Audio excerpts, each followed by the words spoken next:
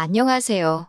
결혼한 지 3달 만에 파토난 30대 여성이에요.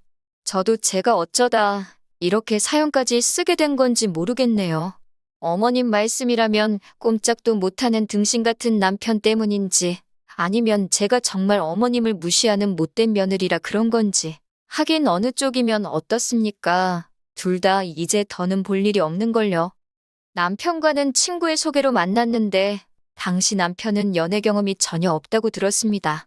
저 역시 대학교 학부 시절에 딱 한 번, 그것도 한 달도 안 되는 짧은 연애를 했던 걸 제외하면 제대로 된 연애는 해본 적이 없었지요. 그러다 우연히 하게 된 소개팅이었어요. 비슷한 사정 덕분인지 의외로 남편과는 첫 만남부터 대화가 잘 통했습니다. 이후로 얼마 지나지 않아 진지한 사이로 발전했고 연인으로서 1년이란 시간을 함께했고요. 어느 다른 연인들처럼 서로 다투고 토라지는 일도 한 번 없었을 만큼 안정적인 만남을 이어갔어요. 그래서인지 남편이 결혼하자고 프로포즈를 해왔을 때 크게 고민하지 않고 그러자 했습니다. 솔직히 제 인생에서 남편보다 더 좋은 남자를 만날 수 있을 거란 생각이 안 들었으니까요. 하지만 신혼여행에서 돌아오고 얼마 지나지 않아서부터 남편과 제 사이에는 끊임없이 불화가 이어졌지요. 그리고 그 원인은 다름 아닌 어머님 때문이었습니다.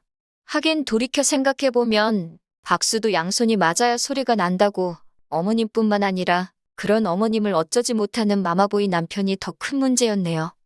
사귈 때부터 남편은 말끝마다 어머님이 어쩌고저쩌고 저쩌고 어쩌고 어머님 타령을 어지간히 해대기는 했어요. 하지만 저는 요즘의 딸처럼 살가운 아들들이 많다더니 내 남편도 그런 아들인가 보다. 그렇게 좋게만 생각했지 솔직히 마마보이라고는 생각하지 못했어요. 말이 나와서 말인데 아버님은 남편이 어렸을 때 병으로 세상을 떠나셨고 이후로 어머님 혼자 온갖 굳은 일을 해가며 남편을 키우셨다고 들었거든요. 그래서 다른 모자지간보다 조금 더 애틋한가 보다. 그 정도로만 생각했지요. 마마보이 남편 때문에 마음고생한 일을 전부 다 늘어벌리자면 끝도 없게 생겼으니 결정적인 사건만 이야기해볼게요. 결혼 전 남편은 어머님과 단둘이 살고 있었고 저는 자취를 하고 있었어요. 친정은 경기권에 있었는데 출퇴근할 때마다 교통지옥에 제가 체력이 바닥나는 게 느껴져서 회사 근처로 독립을 했거든요. 그러다 본격적으로 결혼 이야기가 오가면서 어머님이 먼저 집을 해주겠다는 의사를 전해오셨습니다. 저도 저희 친정 부모님도 그쪽으론 크게 기대한 바가 없었기 때문에 그런 어머님의 말씀에 놀라기도 했고 동시에 매우 감사했어요. 하지만 막상 식을 올리고 나자 어머님께서는 말을 바꾸셨습니다. 주시는 게 남편 명의로 집을 해주시는 게 아니라 당신이 가진 빌라를 저희에게 전세로 주시겠다는 거예요. 하시는 말씀이 원래는 다른 사람들한테 보증금 3천에 월세 60만 원에 내놓는 집인데 저희한테는 전세로 주시겠답니다. 보증금 1억만 당신한테 맡겨놓고 공짜로 살라나요? 지어진 지 20년은 좋게 되어 보이던 그 빌라는 어디서 그렇게 바람이 들어오는지 우풍도 너무 심했고 욕실은 원래 색을 알 수 없을 만큼 곰팡이로 뒤덮여 있었어요. 이런 집을 저희더러 1억을 내놓고 살라니 아무리 어머님이라도 이건 뭐 도둑놈 신보가 따로 없다 싶더라고요. 정말이지 100번 양보해서 들어와서 산다고 해도 손대야 할 곳이 한두 군데가 아니었습니다. 황당함을 감추지 못하는 저를 앞에 두고 어머님께서 하신다는 소리는 더 가관이었어요. 도배만 새로 하면 새 집이나 다름없을 거라며 고치는데 드는 돈은 저더러 친정에 말씀드려서 하라나요? 듣고 있는데 사람이 어떻게 저렇게 뻔뻔할 수가 있나 싶대요. 그날 밤 오피스텔에 돌아오자마자 제가 남편더러 이게 다 무슨 상황이냐고 따졌습니다. 그러자 남편이란 작자가 한다는 말이 매달 오피스텔에서 월세 내며 사는 것보다는 전세가 낫지 않냐입니다. 요새 전세 사기가 얼마나 많은 줄 아냐면서 그래도 우리는 집주인이 어머님이니까 돈 떼일 걱정은 안 해도 되지 않냐면서요. 그리고 이튿날 전날 집을 보러 갔다는 걸 알고 계셨던 친정부모님께서 연락을 해오셨어요. 집에는 가봤냐, 몇 평이나 되냐, 언제부터 들어가서 살기로 했냐, 혼수는 어떻게 해주면 되겠냐. 친정부모님도 친정부모님대로 들떠서 물어보시는 게 전화기 너머로 생생히 느껴졌고 그럴수록 뭐라고 어떻게 상황을 설명해야 할지 감이 안 잡히더라고요.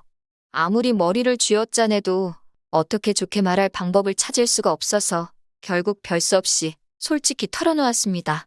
집도 너무 별로고 게다가 주는 게 아니라 전세다. 보증금도 1억이나 된다. 손 뗄 곳이 한두 곳이 아닌데 나더러 하란다. 듣고 계시던 친정아버지께서 이게 무슨 개뼈다귀 같은 소리냐고 크게 화를 내셨어요. 평소에는 말수도 많이 없으시고 점잖으신 아버지라 제가 다 놀랬네요. 친정어머니께서도 너무 속상해 하셨지요. 집 준다는 말에 혹해서 허락한 결혼은 아니었지만 그래도 그쪽에서 먼저 꺼낸 말인데 그렇게 손바닥 뒤집듯이 말을 바꾸는 법이 어딨냐며 이게 사기 결혼이 아니면 뭐냐고요. 하지만 이내 두 분은 침착함을 되찾으셨고 친정어머니께서 차라리 잘된 건지도 모른다 하셨습니다. 이렇게 된 거 그 집구석에서 아무것도 받지 말라시대요. 집 같지도 않은 데서 공짜로 살게 해줬다며 며느리 하나 들어온 거 얼마나 쥐잡듯이 잡을지 안 봐도 비디오라면서 이참에 저더러 시댁하고 선 딱 긋고 살랍니다. 그러면서 남편하고만 잘 살면 되는 거지. 시어머니가 뭐가 중요하냐면서 솔직히 말해서 이미 친인척 다 불러서 시까지 올린 마당에 결혼을 무른다는 게 쉬운 일은 아니었으니 저나 친정부모님에게 선택지가 많지 않았네요. 그리고 곧이어 친정아버지께서 2억을 주셨습니다. 혹시나 해서 하는 말인데 그렇다고 저희 집이 돈을 몇 억씩 쌓아놓고 사는 집은 절대 아닙니다. 다만 근래에 들어 아버지가 하는 사업이 잘 되고 있기도 했고 아버지 말씀이 원래 저 시집 갈 때 뭐라도 하나 근사한 거 해주고 싶으셨대요. 그런데 어머님이 집을 해준다 하시니까 그럼 당신은 저희가 살다가 힘들어할 때가 있으면 그때 도와줘야겠다 생각하셨다고요. 그런데 이렇게 된 이상 그냥 집은 당신이 해주겠다 하시면서 목돈을 주신 거지요. 그렇게 아버지 돈 2억과 제가 가지고 있던 돈 몇천을 합해 아파트를 사는 쪽으로 결정을 내렸습니다. 남편과 상의해봤자 어머님 기분이나 헤아리느라 바쁠 테니 그냥 남편에게도 제 결정을 통보하듯 전했어요. 남편과 제 입장이 바뀌었으니 제가 하려던 가정가구와 차 한 대를 남편더러 혼수로 해오라 했지요. 그리고 이 이야기는 아니나 다를까 바로 어머님 귀에 들어간 모양이 돼요. 어머님께서 아주 호통을 치시며 당장 시댁으로 내려오라고 연락을 해오셨거든요. 그렇게 며칠 뒤 시댁으로 향했습니다. 어머님께선 시애미가 오라는데 그날 밤이라도 내려와야지 주말이 다 돼서야 내려왔다며 시작부터 화를 내셨는데 제가 전업주부도 아니고 저도 직장을 다니는데 그게 뭐 제 마음대로 되나요? 그리고 이 마당에 무슨 좋은 일이라고 남편도 없이 혼자 시댁에 내려가겠어요. 어쩌다 보니 어머님과 남편은 소파에 앉고 저는 바닥에 앉아 있더라고요. 이것도 기분이 나쁜데 어머님께선 저를 내려다보시며 제가 마치 무슨 큰 잘못이라도 한 듯 저를 몰아세우기 시작하셨지요. 그렇다고 제가 진짜 무슨 대역죄를 진 것도 아니고 크게 제가 겁먹을 이유가 없었기 때문에 솔직한 제 생각을 전하는 데 집중했습니다. 집 상태가 너무 좋지 못하고 위치도 저나 남편 직장에서 멀기 때문에 여러 면에서 저희한테 이점이 하나도 없어서 들어가서 살기 싫다고요. 그러자 어머님께선 서울에서 월세 60이면 얼마나 싼지 아냐며 돈 무서운 줄 모른다고 저더러 자기 아들이 벌어오는 돈 어지간히 헤프게 쓰게 생겼답니다. 그 집에 들어와서 살고 싶어하는 사람들이 줄을 섰다 하시길래 그럼 그 사람들한테 세주시라 했어요. 그러자 어머님께선 그러면 이참에 당신도 지금 사는 집을 파시겠답니다. 그리고는 그 돈을 저희 아버지가 주신 돈에 보태시겠대요. 그래서 어디 한 30평대 아파트를 구해서 거기서 셋이 살잡니다. 어이가 없어서 어머님 지금 사는 이 집 팔면 얼마나 나오냐고 단도직입적으로 물었어요. 참고로 저희 어머님도 저희 부부한테 전세 주시려던 집하고 비슷한 수준의 집에서 살고 계셨습니다. 재개발 가능성도 일절 없는 집이지요. 게다가 제가 알기로는 몇 년 전 어머님이 운영하시는 가게가 힘들어지자 집을 담보로 대출도 받아 쓰셨다고 들었어요. 그래도 가게는 못 살려서 얼마 전 폐업하신 상황이었고요. 그런 걸 제가 뻔히 아는데 어머님 집을 팔고 합가라니 말도 안 되는 소리였지요. 그런데 남편이 옆에서 박수를 쳐대며 정말 좋은 생각이랍니다. 이참에 자기 어머니도 좋은 집에서 한번 모셔보고 싶다면서 장인어른한테 너무 감사하대요. 그러면서 어머님더러 어쩜 그렇게 머리가 잘 돌아가냐고 자기 엄마지만 정말 대박이라나 어쩐다나. 저는 어머님께 합가는 절대 안 한다고 했어요. 그리고 저도 식탁 의자 끌어다 앉았습니다. 아까부터 어머님이랑 남편이 소파에서 저를 내려보는 것도 짜증나고 눈에 들어오는 모든 게 꼴보기도 싫더라고요. 남편이 저더러 한다는 말이 이어가지고 집을 사면 얼마나 좋은 집을 사겠냐입니다. 하지만 어머님까지 보태주시면 그래도 괜찮은 아파트 하나는 사지 않겠냐고. 남편 말대로 이어가지고 아파트 사기 어렵지요. 그렇다고 어머님이 무슨 한 5억 10억씩 보태주실 것도 아니고 100번 양보해서 1억 주신다고 쳐도 그렇다고 1억이 작다는 건 절대 아닙니다만 1억 받고 합가라니 막말로 계산이 안 맞잖아요. 남편에게도 똑같이 말해줬습니다. 남편이 아주 벙찐 표정으로 저를 쳐다보길래 뭘 쳐다보냐고 쏘아붙이면서 말이에요.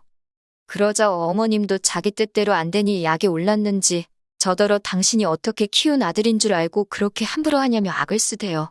순하게 생긴 게 마음에 들어 당신 딸이다 생각하고 잘해주려고 했다나 어쩐다나. 그런데 이제 보니 아주 그냥 못 되쳐먹었다면서 당신이 사람을 한참 잘못 봤다고 말도 안 되는 억지를 쓰시더라고요. 그러더니 하는 말이 결혼할 때 혼수고 뭐고 하나도 안 해오지 않았냐면서 혼수 필요 없으니 돈이나 내놓고 나가랍니다. 아니, 뭐, 받은 게 있어야 혼수를 해올 거 아니냐고 저도 지지 않고 받아쳤어요. 그 잘난 집도 주는 것도 아니고 전세로 살게 해준다는 거였으면서 어쩜 그렇게 음흉하시냐고. 저야말로 사기 결혼 당했다고 고소라도 하고 싶은 심정이니까 억지도 적당히 하시라 했네요. 나이 먹은 게 벼슬도 아니고 막말로 혼인신고도 안 한 마당에 남남길인데 제가 어머님 앞에서 언제까지 절절 맬 줄 아냐고. 저도 할 말 못할 말 가릴 거 없이 마구잡이로 퍼부었어요. 그러자 남편이 자기 어머니 쓰러뜨리려고 작정했냐며 저더러 어떻게 감히 시어머니 되시는 분한테 말을 그렇게 막 하냐고 악을 쓰더라니까요. 어머님은 어머님대로 알고 소리만 연신하시며 마른 걸레 쥐어짜내듯 눈물 쥐어짜내시는데 진짜 쇼도 그런 생쇼가 없었지요. 남편더러 그만하라고 오피스텔에서 짐 꺼내놓을 테니까 짐 찾아가라 했습니다. 너랑 살면서 더한 꼴 보느니 당분간 좀 쪽팔려도 여기서 갈라서는 게 낫겠다고요. 그런데 한 달쯤 지났을까요? 번호까지 바꾸고 친정에 들어가 살고 있었는데 남편이 어떻게 제 번호를 알아내서 연락을 해왔더군요. 자기 좀 살려달라면서 한다는 말이 어머님이 사시는 집이 경매로 넘어가게 생겼답니다. 대출을 안 갚아서요. 그러면서 저더러 돈 좀 빌려달래요. 이거 완전 또라이 아닌가요? 제가 당신이랑 나랑 무슨 사이라고 돈을 빌려달래냐고 2번 다시 연락하지 말라고 했습니다. 그제서야 늦게나마 퍼즐이 맞춰지더군요. 처음부터 집을 미끼로 제 돈을 노린 거였어요. 설마 시까지 올렸는데 제가 그 집에서 안 살고 배기겠나 그렇게 생각하셨던 모양이에요. 3개월 만에 친정으로 돌아왔으니 솔직히 주변에서들 얼마나 수군거릴지 친정 부모님께도 죄송하고 여러 가지로 속상하고 우울합니다. 그래도 더 늦지 않아서 다행이다 싶기도 해요. 또 좋은 날이 오겠지요. 긴 이야기 들어주셔서 감사합니다. 오늘의 사연은 여기까지입니다. 구독과 좋아요, 알람 설정해주시면 앞으로 더 좋은 사연으로 찾아오겠습니다. 감사합니다.